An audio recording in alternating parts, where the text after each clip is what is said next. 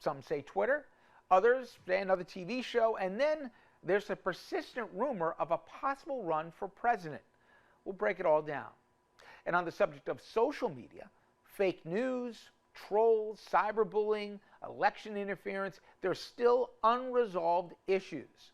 Is anything being done to address these crises, and are we doing enough heading into the 2024 election? And then we have Donald Trump. It was a bizarre week even by his standards. From his guilty verdict in the E.J. Karl sexual assault case to the CNN town hall, we'll recap. And after that CNN town hall, we ask if he's really electable. On a live stage where he maintained the election was stolen from him, he then defended Putin, pardoned insurrectionists he'd promised, and has no regrets for what happened on January 6th. Many are saying this pitch may play to the base, but it's dead on arrival in a general election. Maybe they're right, but didn't I hear this all before 2016? All these questions are going to be addressed, as well as if George Santos' lies have finally caught up to him, on our show today. To start us off, here's Thom Hartmann.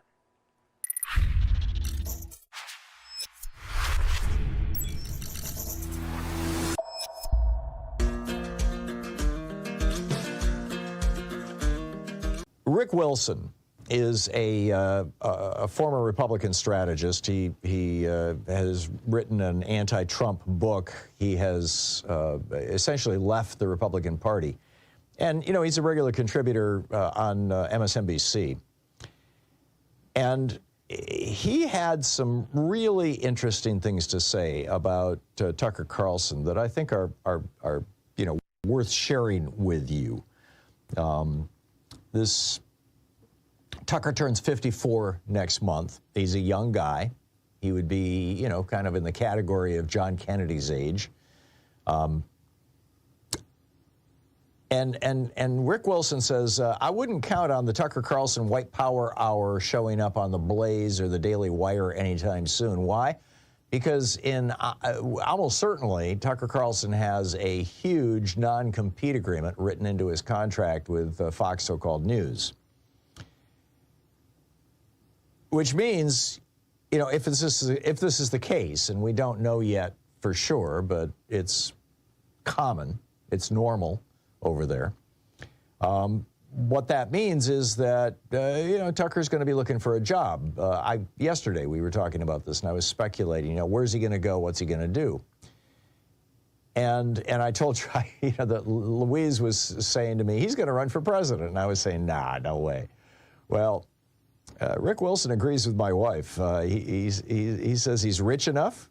He'd instantly have an online fundraising juggernaut second only to Trump, and perhaps surpassing him. He's polarizing. He's terrible. He's utterly amoral. In short, better than Ron DeSantis for the base. Rick Wilson goes on to say, I'd argue he's the only Republican who presents a material danger to Donald Trump in a primary. You know, keep in mind that Donald Trump became president not because of any political background. I mean, you know, he had been a lifelong Democrat. In fact, he only became a Republican in the year before he ran for the presidential, in the Republican presidential primary. It wasn't politics that got Trump into, well, ultimately into the White House. It was celebrity. He, you know, NBC had taught him how to do television. He himself had, through a lifetime, had learned how to manipulate media. A very media-savvy guy. And NBC created this showcase for Donald Trump. They turned him into a celebrity by portraying him as an extraordinarily successful businessman. In fact, he's a massively failed businessman in most regards. I mean, you know, he's had either 5 or 6 bankruptcies. He stole hundreds of millions of dollars from his siblings and his relatives, at least according to allegations from his niece and others in his family.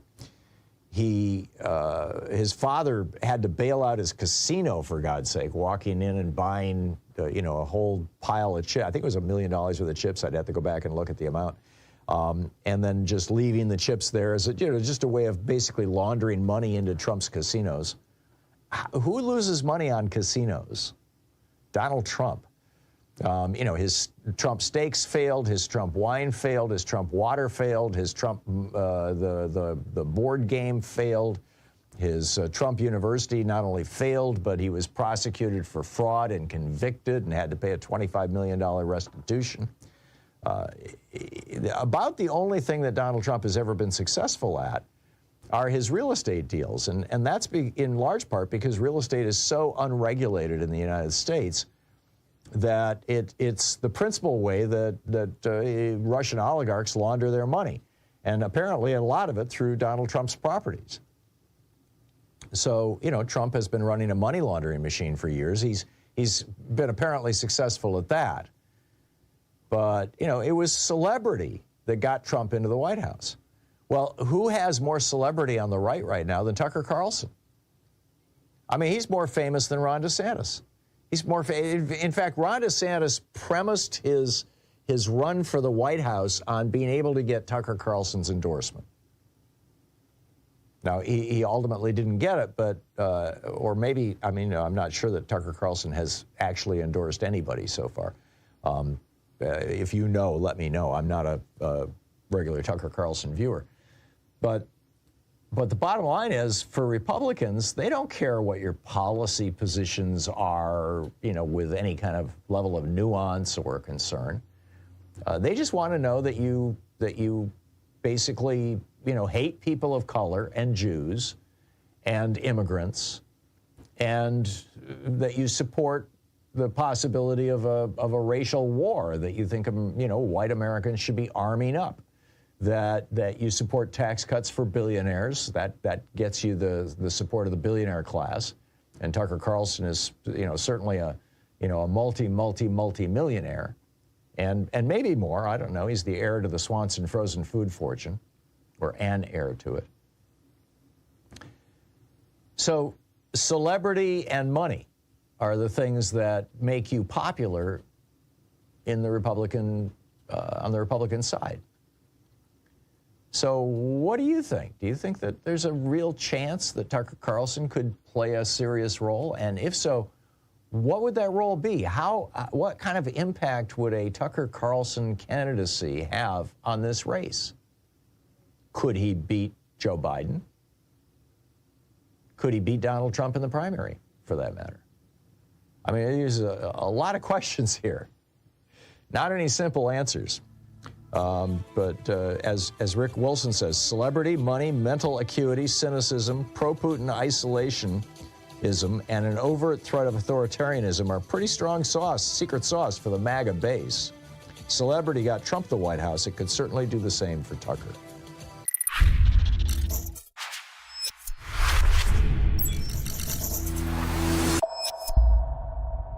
I'm Elizabeth Hagedorn, and I'm the State Department correspondent at Al Monitor. And I'm Joe Snell. I'm Al Monitor's video editor.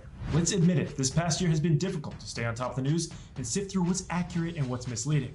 Let Al Monitor help you. If you like this podcast and care about the Middle East and North Africa, you should consider listening to Al Monitor's other audio series, On the Middle East with Andrew Parasalidi and Amberin Zaman, and On Israel with Ben Caspi. You can subscribe to these series on your favorite podcast platforms. And through a host of free daily and weekly newsletters, we offer a range of perspectives with the highest journalistic standards. You can subscribe to these newsletters at almonitor.com. As an award-winning media service headquartered in Washington, D.C., Al Monitor has a network of over 160 contributors around the world. So if you haven't done so already, be sure to visit almonitor.com, where you can find all of these newsletters and podcasts, along with first-class reporting and analysis. Hey all, Glenn Kirschner here. I hope you'll join me on my new audio podcast, Justice Matters. I'll be using my 30 years as a federal prosecutor and Army JAG to unpack, break down, and explain the legal issues of the day, particularly where the legal intersects with the political. Please look for Justice Matters with Glenn Kirschner wherever you generally get your podcasts. As a career wide receiver, I've been hit hard. But no training nor practice prepared us for the devastation of COVID-19. Thankfully, there is hope. Even with multiple vaccines available, we still have to work together until everyone is safe. We all win when we unite to prevent.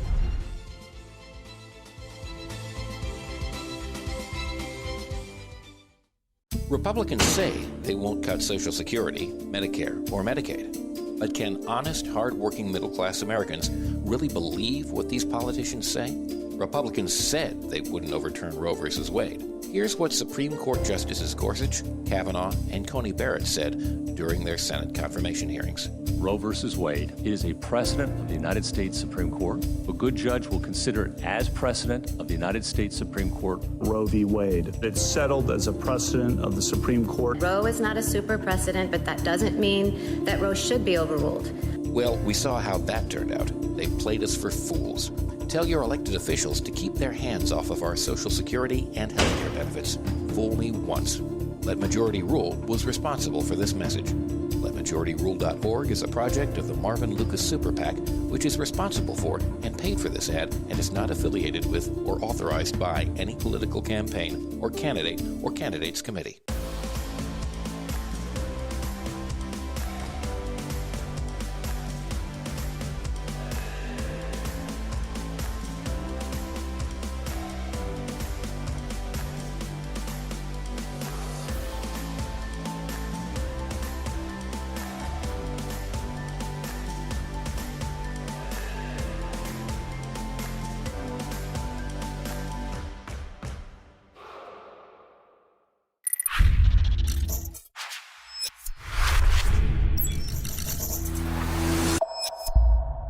Welcome back.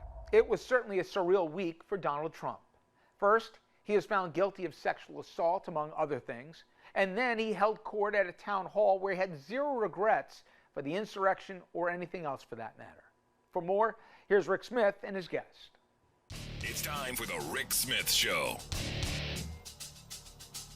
Now, here is the voice of the working class, Rick Smith. So the CNN town hall with Donald Trump wrapped up, and it was every bit of the live fest, the grievance fest, the giant S show that you would imagine that it would be. It was that and so much more. A couple of things jumped out at me right at first. He actually took credit for the Supreme Court overturning Roe, which my mind immediately goes, hold on.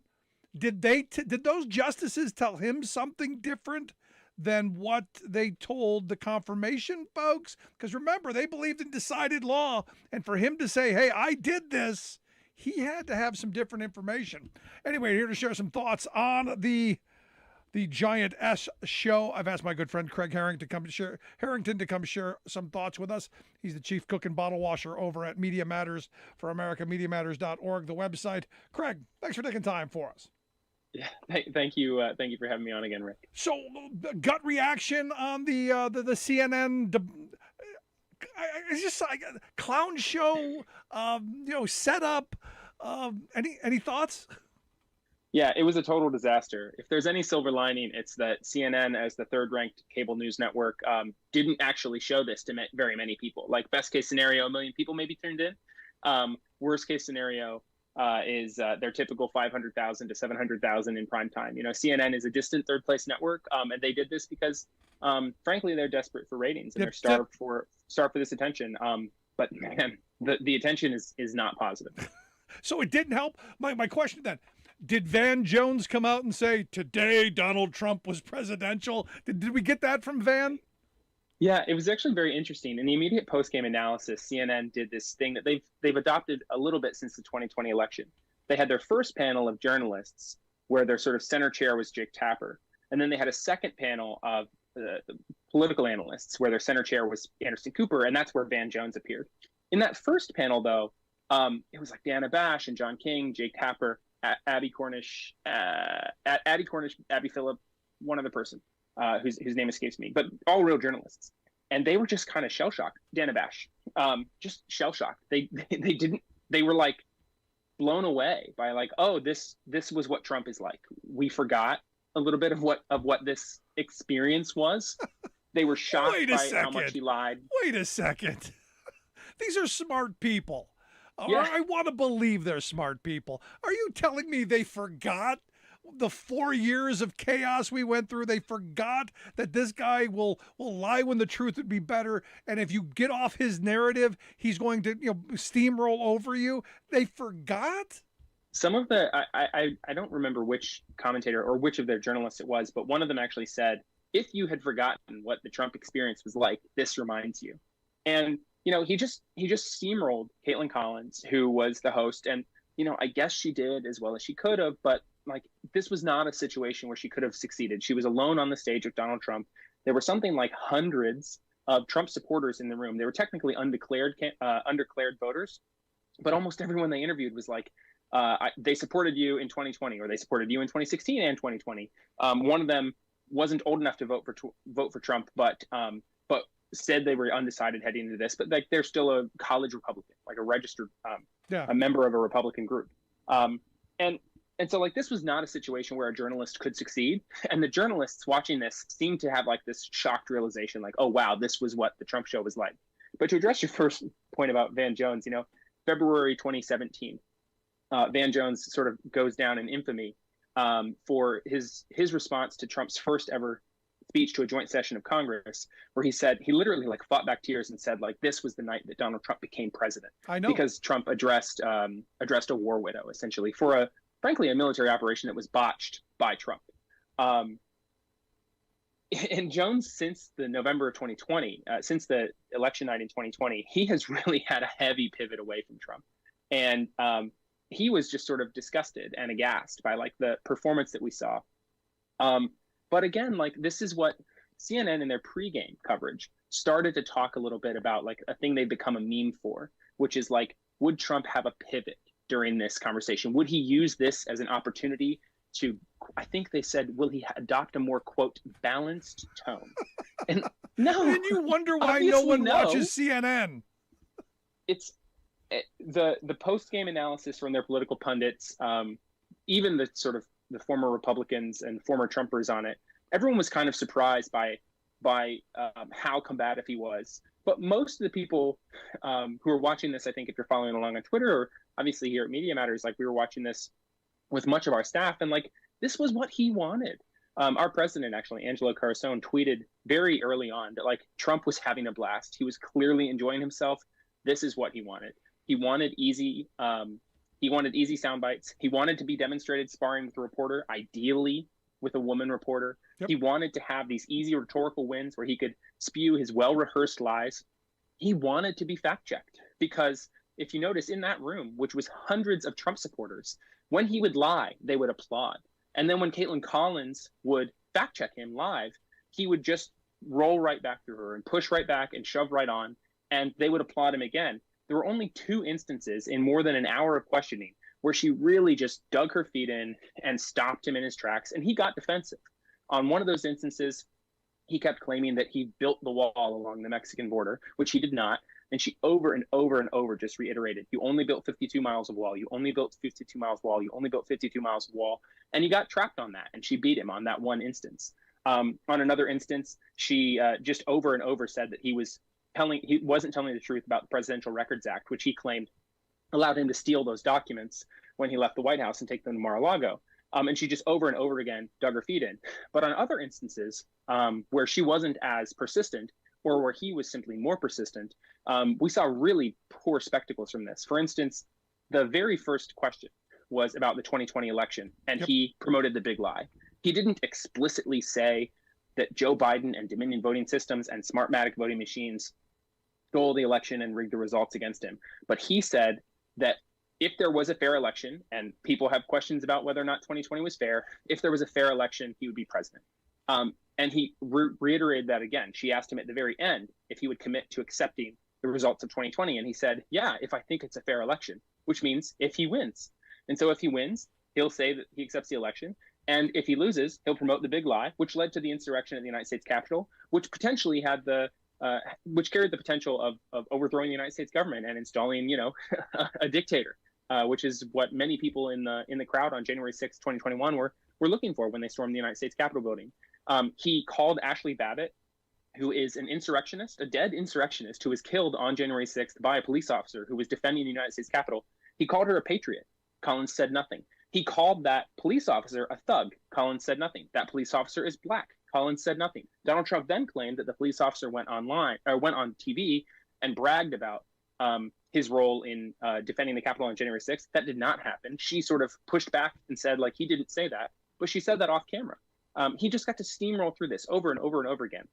Now, because of that, because he's so undisciplined and so out of control, he actually walked himself into a couple of mistakes as well. There were the two instances where she really pushed back on the wall and on the Presidential Records Act.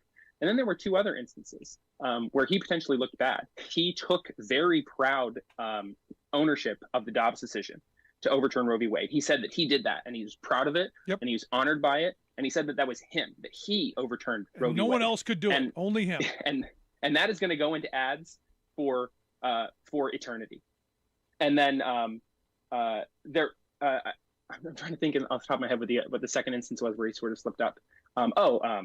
There was an instance where he brought up the Access Hollywood tape again, and he actually defended his position in the Access Hollywood tape that as a star, you're allowed to sexually assault women, and it's not assault because they want it, because you're a star. And so that he created a couple of instances where like Democrats are going to run ads about the things that he said because he's so undisciplined. But that combative nature, the sort of like the wrestling heel mentality of Trump, it is on full display in a situation like this town hall, and it is to his benefit. He only wins in this forum. But here's the thing. When it comes to Trump, I don't think there are any undecideds. Does this move the needle any? No. Did this make any difference? No. This was just more feeding his ego, which is why I thought CNN doing it was stupid.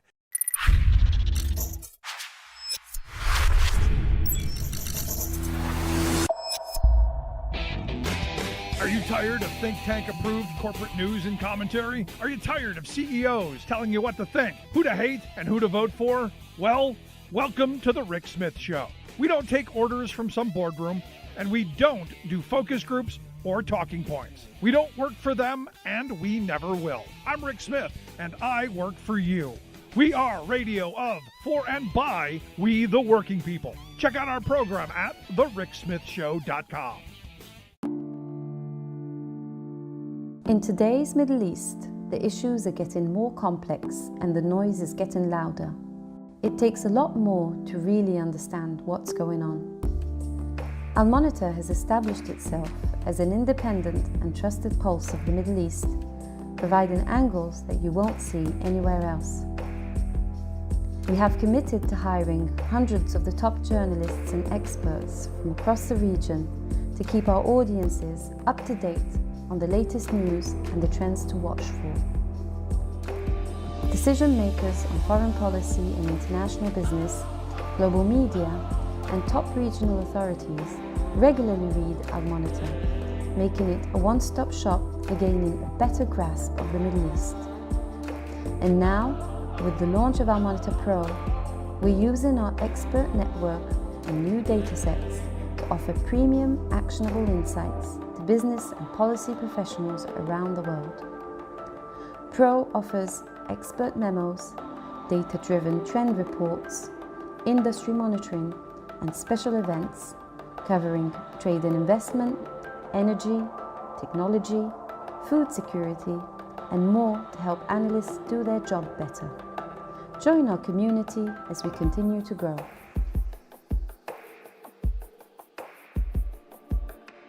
If you have not heard of the Sexy Liberal Podcasting Network, your podcasting superstation, you suck. I mean, we have the smartest, funniest liberals in the country. Stephanie Miller's Happy Hour. We have John Fugelsang. We have Hal Sparks, Frangela, Final Word and Idiot of the Week. We have Bob Seska. Oh my God. We have Jody Hamilton from The Bunker. We have Start Me Up with Kimberly Johnson. We have Unprecedented. We have the smartest, funniest podcast, period. Get it now. SexyLiberal.com.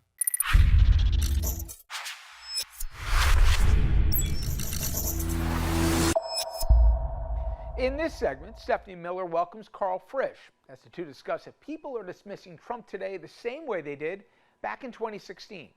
Here's Stephanie.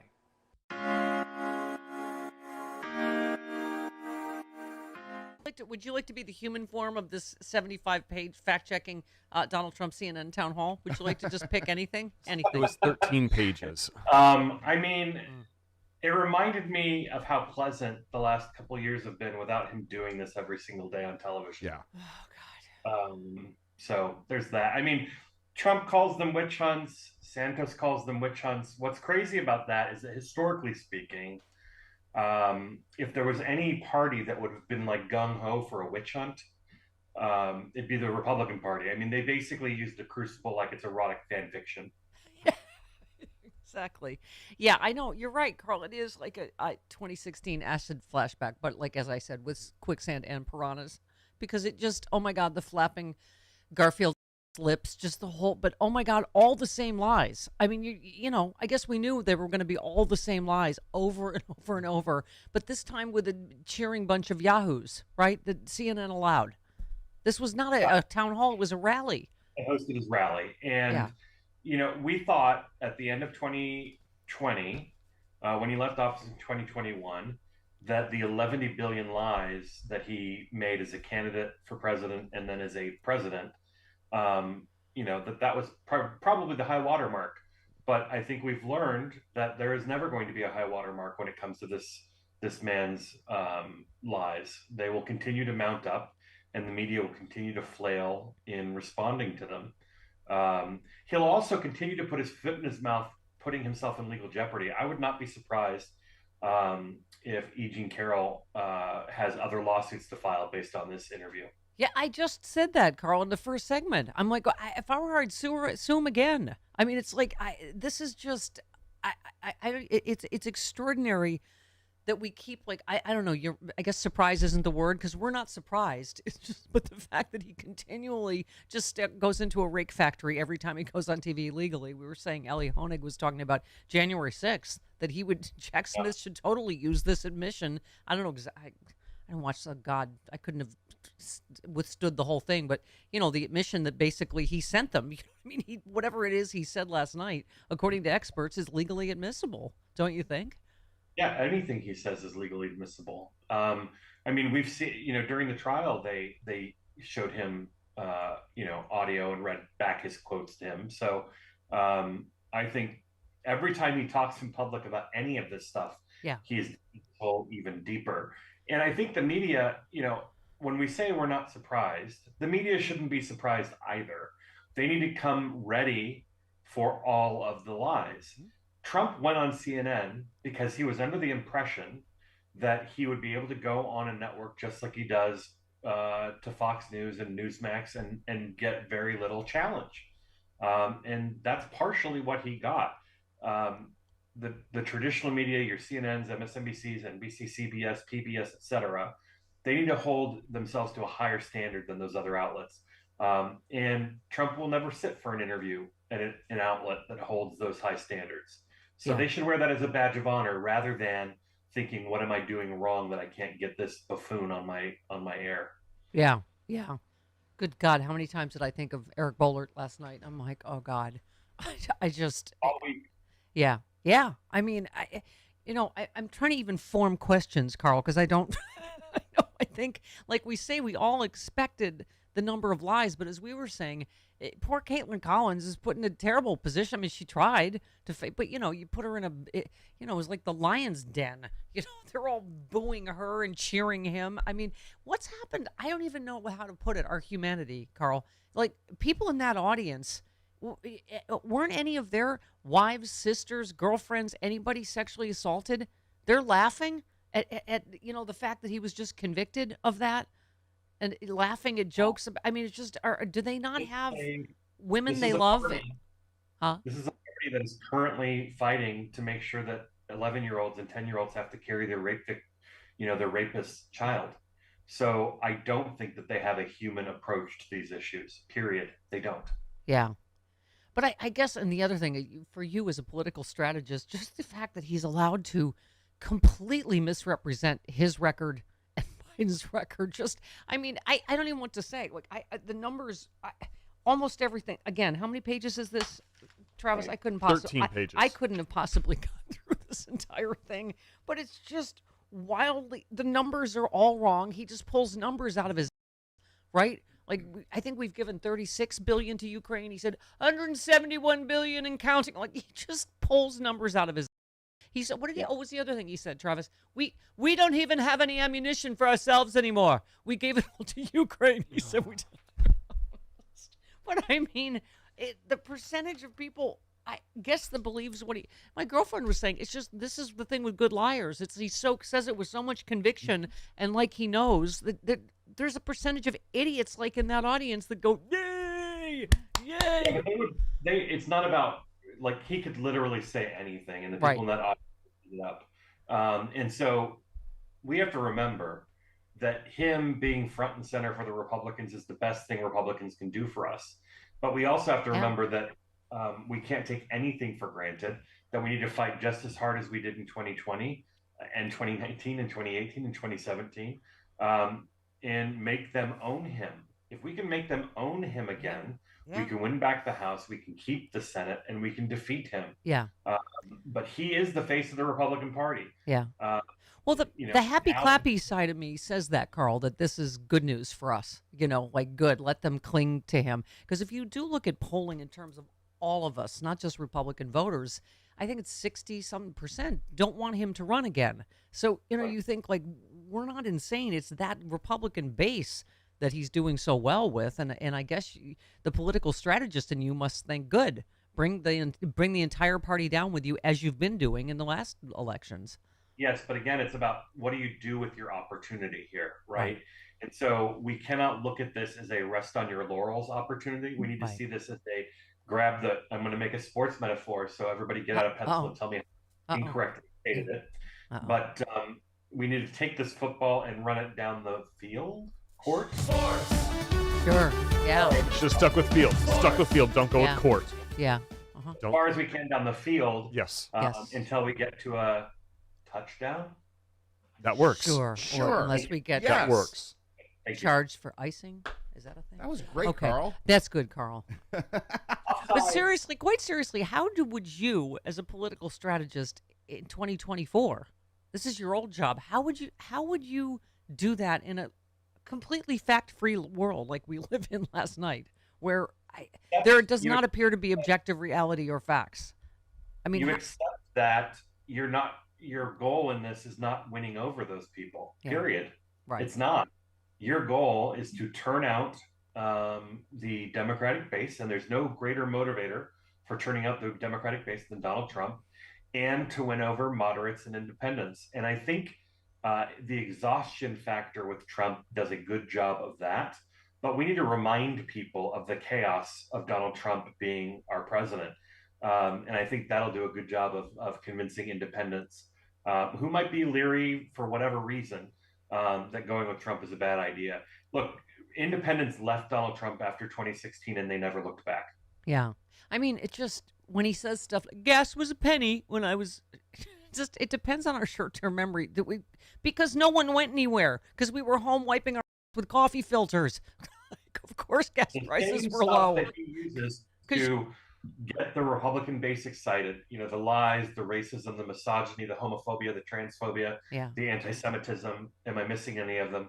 The ageism, all of it, the xenophobia, the same things that he uses to inflame the Democratic base for a different reason, and they turn off independent voters who are just tired of the nonsense, who just want to go 1 week without hearing news about their president. Not intruding on their weekend and their holiday and every day and every evening and every hour. Yeah, exactly. Well, let's see. Fingers crossed.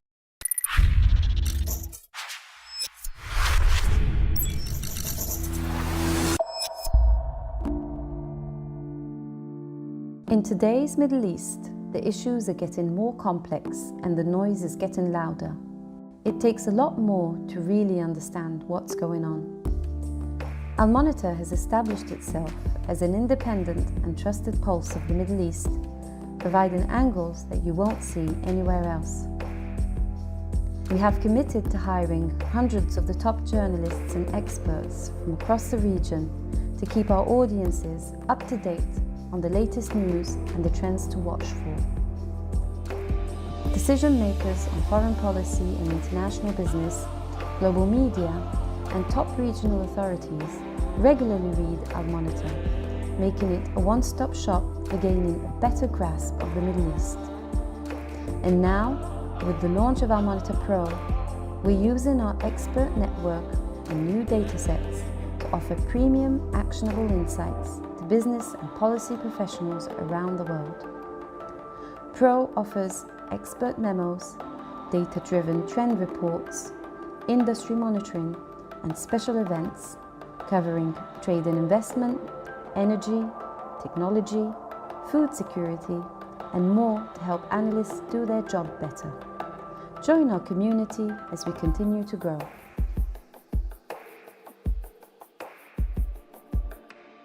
Republicans say they won't cut Social Security, Medicare, or Medicaid. But can honest, hard-working middle-class Americans really believe what these politicians say?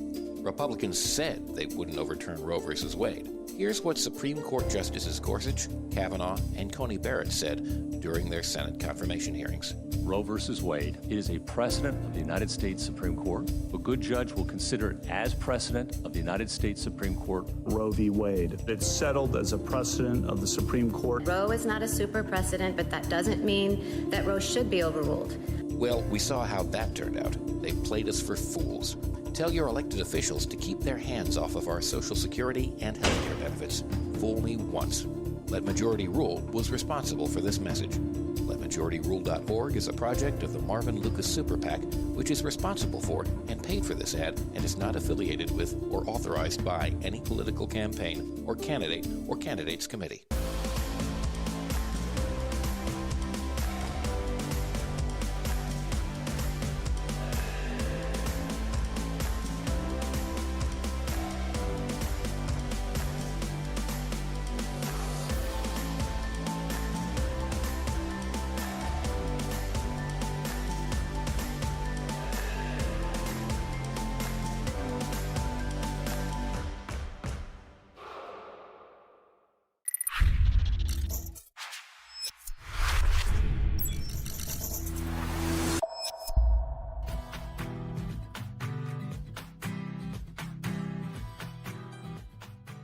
Dom, I think we've also got sound of newly indicted Congressman George Santos from the great state of New York. I listened to the press conference live. I think we got some sound to play for you, our fair audience. E-Bone, can you help us out on this? Let me jump in. More like a matter of when and for which things than if. Santos was indicted. The Justice Department says he faces a maximum penalty of 20 years in prison. Aaron Blake breaks down the counts. Bear with me here. Counts 1 through 8 as Blake reports. The indictment describes Santos's personal communications instructing an associate to falsely tell prospective donors that Santos's company was a 501c4 nonprofit or an independent expenditure committee that was solely devoted to electing him to Congress and would help run TV ads. Two separate $25,000 contributions to the company were then transferred to Santos's bank accounts, the indictment says, and he used the money for personal debts and luxury designer clothing. It says the money was not used for TV ads or any other independent expenditures. Among the Santos's communications cited, in a September 2022 text, he told the associate that the company was a small C4, which existed just to help the race. In addition, a solicitation to a donor in October of 22 included an attachment saying the company was created for the singular purpose to support that candidate, George Santos, and was dedicated all its resources to the campaign. The indictment says Santos personally approved the attachment. Later, Santos allegedly texted the donor directly while claiming that the money would be spent on TV ads. Counts 9 through 11, there we go, unemployment fraud. Santos allegedly applied for and received about $25,000 in unemployment insurance benefits under the pandemic-era CARES Act. For 10 months in 20 and 21, he claimed to have been unemployed since March of 20. In fact, the indictment alleges he was drawing an estimated $120,000 salary as a regional director of a Florida-based investment firm. It says his bank account shows regular deposits from the firm, except for 1 2-month period, and accounts 12 and 13 lying to Congress. We have some of the sound, so if we have a chance here with Evan, we will get to it. And we'll take your calls as well, 844-967-2789. But let's hear, starting with cut number 10, George Santos. Oh, go ahead, Crudy. Well, I just want to see if I was able to talk, and it appears I can. I just want to say I listened to this live, so you didn't have to, Dom. Thank you, Michael. Let's hear it, Evan. If you're ready, let's play cut 10. George Santos, indicted, complying. We have an indictment. We have the information that the government wants to come after me on, and I'm going to comply. I've been complying throughout this entire process. I have no desire not to comply at this point. I mean, you're at this point. I mean, what are you going to do? Run to Brazil? Oh, that's right. I think they took his passport. They did, in fact, take his passport. He did ask for permission, my understanding, to campaign, Dom, because he assured the assembled press today he's absolutely running for re-election. Oh, so we have a person who is in office and is running a campaign. So should then, if he runs for office again in 2024, as Donald Trump is, should a pause be put on the DOJ indictment, investigation, prosecution of him on these fraud charges, and or would that be just beyond the pale? Do you remember here in the state of Wisconsin where you couldn't I forget what you couldn't do. You couldn't do something to a legislator as long as they stayed in session, so they never left session, ever. Like, you couldn't indict them as long as they were in session, so they never left session. Always working. Yeah. Slightly hyperbolic take on it, Tom, but George Santos, never hyperbolic, this guy. No, none whatsoever. Let's play cut 11. Witch hunt!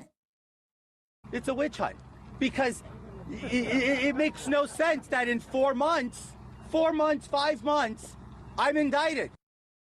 And then he went on immediately. He went on like a CJ-like tirade, just pivoted immediately to crapping on the Bidens. Like, they've been corrupt for years, and they haven't been indicted. And here, I've only been at it for 4 or 5 months, and lickety split, boom, you got me. I think it was the timing of how rapidly his noose tightened. That was the problem. More from George Santos. He's going to fight. I'm going to fight the witch hunt. I'm going to take care of clearing my name, and I look forward to doing that. Don't they all? Famous Can't wait for my last day in word. court, right? I'll be vindicated fully. I feel quite confident. Cut number lucky 13, George Santos. Again, he's fighting his battle, Tom. I'm going to fight my battle. I'm going to deliver. I'm going to fight the witch hunt. I'm going to take care of clearing my name, and I look forward to doing that. Very similar to the prayer quote. When you say it twice, it means more. Yes, you say it with conviction, it must be true. More from George Santos, the recently indicted Republican congressman, and how proud they all must be of him, Dom, because he's going to prove himself 14. I will prove myself innocent, and then we'll move from there. And re-election is a very far time away. They asked him if he's running for re-election. He also said something to the effect, well, that's not up to me. It's up to the voters. No, it is up to you to run for re-election, but it may not be up to you if you're sitting in a jail cell somewhere. Well, Dom, he does have the presumption of innocence, does he not? Although, if you've ever heard him talk, you know he did most of this stuff. Cut number 15, please. Yeah. He gives balance to the government and it's their job to prove that I did what I did. And you do have the right, certainly, innocent until proven guilty in the court of law, but in the court of public opinion, dude, you are a huckster, a shyster. You are a con man. You are a liar. You are mega. You are a Republican. I also, he makes it sound like it's a jump ball. Like they're just throwing it up, and prosecutors, well, it's a close call, but, they're going to fight for their side, and I'm going to fight for mine, right? Yeah. Ball's in the middle. That's not how federal prosecutors work. There is a strong, clear preponderance of evidence that they could lay out in the indictment format before they ever got this far. They don't, hope and play the money line, Dom. That's just not how prosecutors do it. No.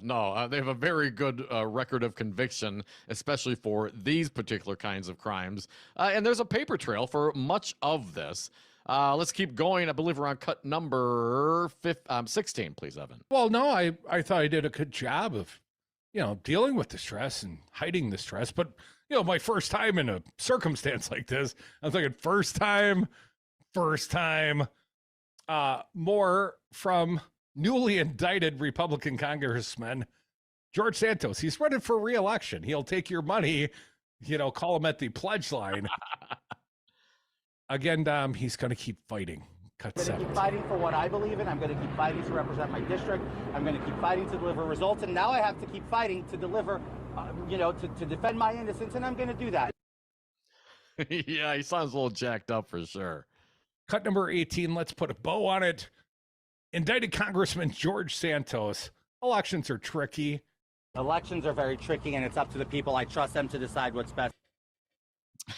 But they got it wrong the last time because they elected you, sir.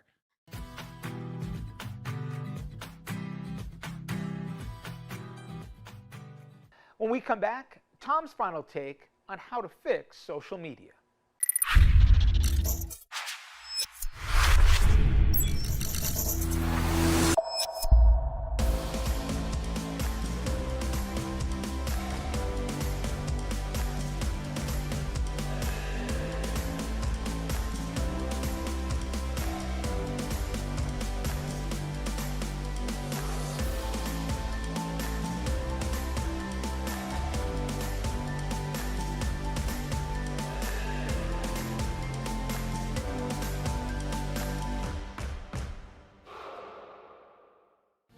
As a career wide receiver, I've been hit hard.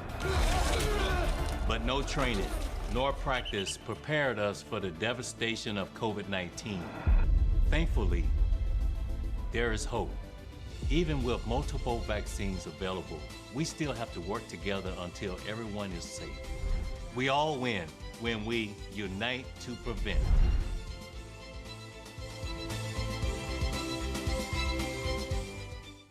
Hey all, Glenn Kirschner here. I hope you'll join me on my new audio podcast, Justice Matters. I'll be using my 30 years as a federal prosecutor and Army JAG to unpack, break down, and explain the legal issues of the day, particularly where the legal intersects with the political. Please look for Justice Matters with Glenn Kirschner wherever you generally get your podcasts. Hi, I'm Elizabeth Hagedorn, and I'm the State Department correspondent at El Monitor. And I'm Joe Snell. I'm El Monitor's video editor. Let's admit it, this past year has been difficult to stay on top of the news and sift through what's accurate and what's misleading. Let El Monitor help you. If you like this podcast and care about the Middle East and North Africa, you should consider listening to El Monitor's other audio series, On the Middle East with Andrew Parasalidi and Amberin Zaman, and On Israel with Ben Caspi. You can subscribe to these series on your favorite podcast platforms. And through a host of free daily and weekly newsletters, we offer a range of perspectives with the highest journalistic standards. You can subscribe to these newsletters at elmonitor.com.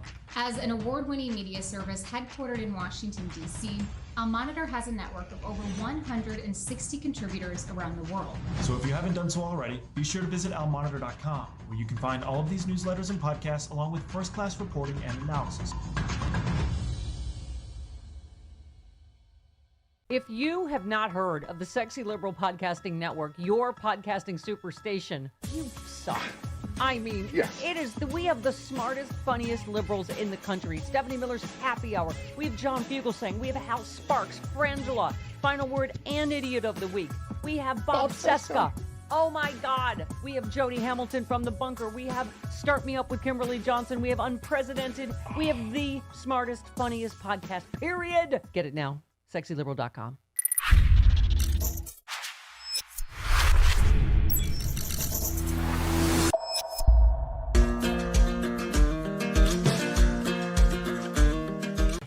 I've told this story before. Back in the 1980s, when the internet was just starting to be a thing. In fact, before there was an internet, really, it was the first. There were some local services that were operating on the internet.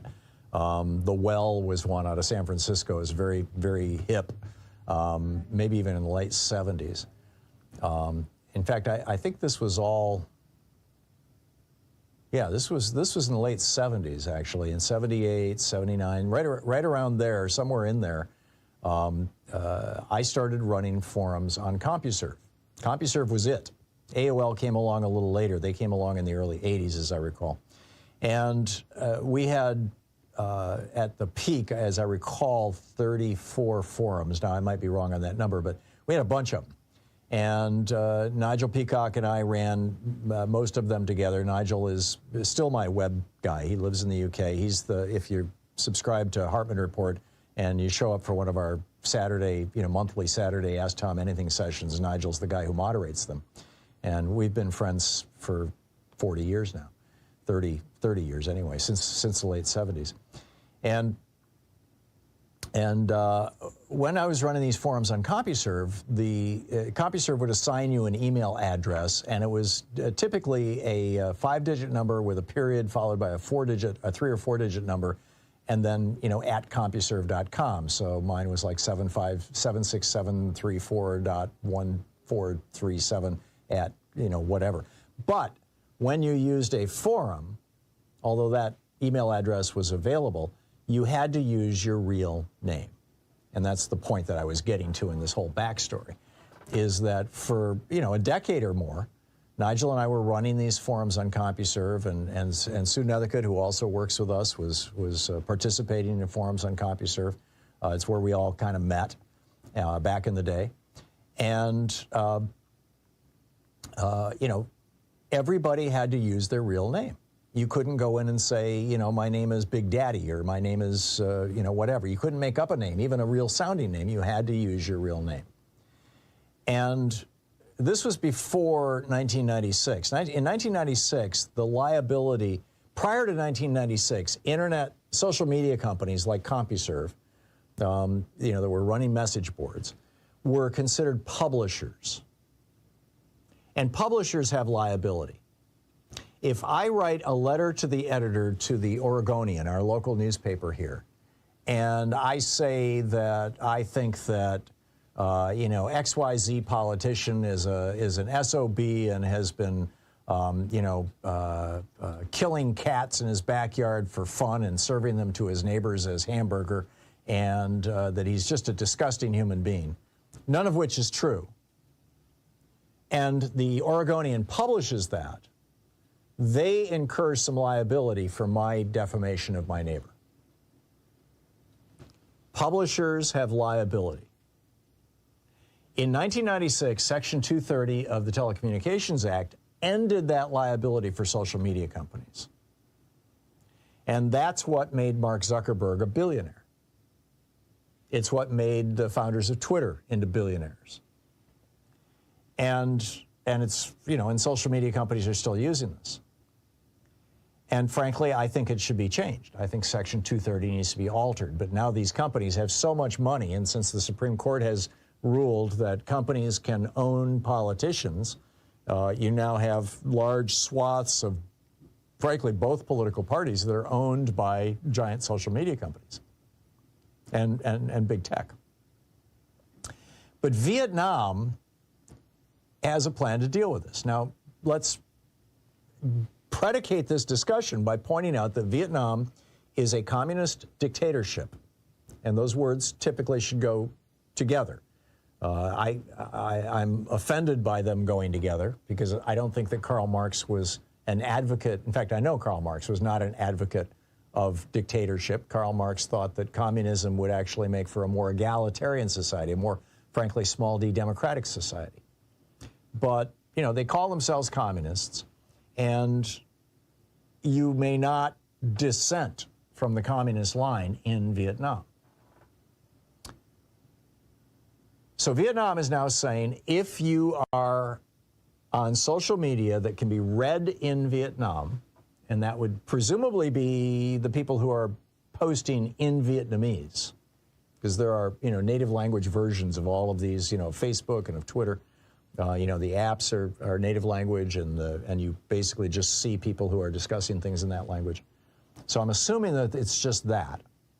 Then you must use your real name. Now, obviously, part of the reason why the Vietnamese government wants to do that is to stifle dissent, or is to be able to go after people who are stirring up trouble in their minds against the government.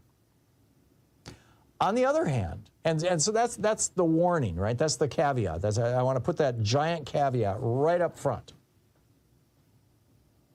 On the other hand, and I would add to that, by the way, that also had the founders of America not been able to put flyers under people's doors anonymously or nail them to trees anonymously, the American Revolution might not have happened.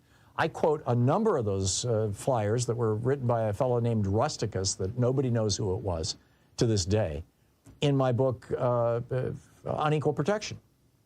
In fact, I reproduced a graphic of one of them, a picture of one of them. So I am a fan of people being able to be anonymous in general in their lives, and I'm not a fan of government surveillance. So let's just put that down. But why does it have to be that social media is the Wild West? I mean, social media is a unique thing. It's a new industry. It's something that didn't exist before the 1970s. And really, in its most modern form, did not exist before the 1990s, before 1996, when the Section 230 allowed AOL to just, well, what happened was when they passed that in 96, Nigel and I were making a good living running forums on CompuServe. I had, the 97, I sold my ad agency in Atlanta, and Louise and I retired up to Vermont, and we had made good money running forums for CompuServe. I mean, really good money. And they just, as soon as that Section 2, because they had to pay us, because we kept the libelous, defamatory, or criminal messages off the message board.